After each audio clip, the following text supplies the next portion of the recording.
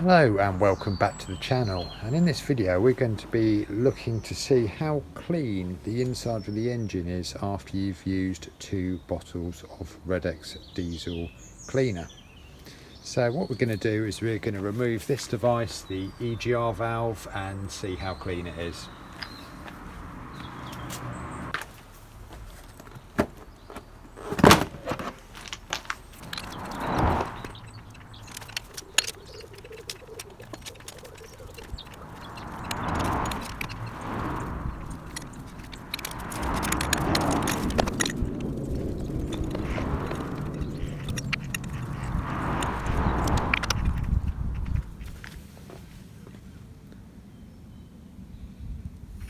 As we can see,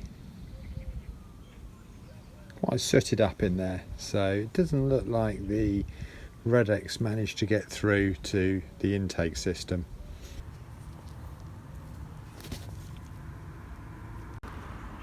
So this is the inside of the EGR valve.